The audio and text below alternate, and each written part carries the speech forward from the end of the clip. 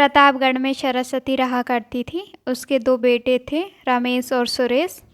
सरस्वती एक लालची औरत थी, उसके घर में उसी की चलती थी। कुछ दिन बाद उसका बड़ा बेटा रमेश पूनम नाम की एक लड़की से शादी कर लेता है। वह काफ़ी गरीब घर से थी, इसलिए दहेज में कुछ भी लेकर नहीं आई थी। सरस्वती उसे नौकरानियों के जैसे काम करवाती थी। कुछ दिन बाद सरस्वती अपनी छोटे बेटे की शादी एक धनवान घर की लड़की से करा देती है। वह दहेज में काफ़ी सामान लेकर आई थी। एक दिन, हमारे घर में नौकर नहीं है क्या? नहीं बहू, हम दोनों ही घर का काम करते हैं, इसलिए कोई नौकर नहीं रखा।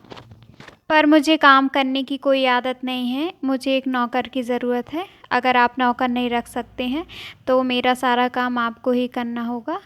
मुझे सब कुछ अपने कमरे में ही चाहिए। अगर मैं कुछ भी चीज़ मांगती हूँ तो 5 मिनट के अंदर मेरे कमरे में आ जानी चाहिए।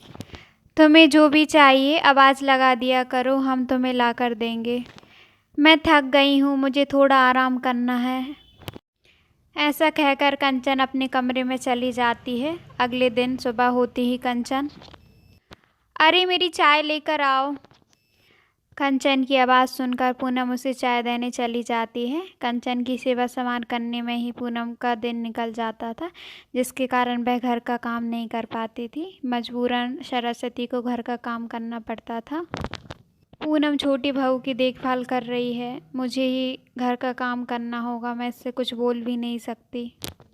ऐसा कहकर सरस्वती घर का सारा काम कर लेती है। घर का काम करके सरस्वती थक कर बैठ जाती है। तभी, माँ जी, मैं अपनी फ्रेंड के साथ पार्टी करने जा रही हूँ, थोड़ा लेट घर आऊँगी। ऐसा कहकर कंचन चली जाती है। ऐसे वह रोज़ करने लगती है। यहाँ पूनम कंचन की सेवा करते और सरस्वती घर का सारा काम करके थक जाती है और कंचन अपनी दोस्तों के साथ पार्टी करने चली जाती है। एक दिन सरस्वती को कॉल आता है, क्या आप घर में काम करती हैं? मैंने आपका नंबर इंस्टाग्राम पर देखा, मुझे एक काम वाली की ज़रूरत है। मैं कोई काम वाली नहीं हूँ, तुम्हें यह नंबर किसने दिया? मैंने ये नंबर कंचन मैडम की पोस्ट पर देखा। ऐसा कहकर वह औरत कॉल रख देती है। तभी कंचन वहाँ आ जाती है। सरस्वती उसको सारी बात बताती है। हाँ माँ जी, मैंने ही आपका नंबर इंस्टाग्राम पर डाला था, मुझे थोड़े पैसों की ज़रूरत थी, इसलिए आपकी पोस्ट डाली। मैं कोई काम वाली नहीं हूँ जो तुम मेरा नंबर बांटते फिर रही हो। तो क्या हुआ माँ जी, आप यहाँ घर का काम करती हैं, दूसरे के घरों में भी काम करेंगी तो थोड़े पैसे आएंगे। यह सुनकर सरस्वती काफ़ी उदास हो और वह उठकर पूनम के पास चली जाती है। पूनम बहू, मुझे माफ़ कर दो, मैं हमेशा तुम्हें तुम्हारी गरीबी का ताना मारती रही और कंचन अमीर घर से है, इसलिए उसे सर पर चढ़ा कर रखा। वो कहती है वह अपनी सास को दूसरे के यहाँ घरों में काम करने भेजेगी, जिससे उसको पार्टी के लिए पैसे मिल सके।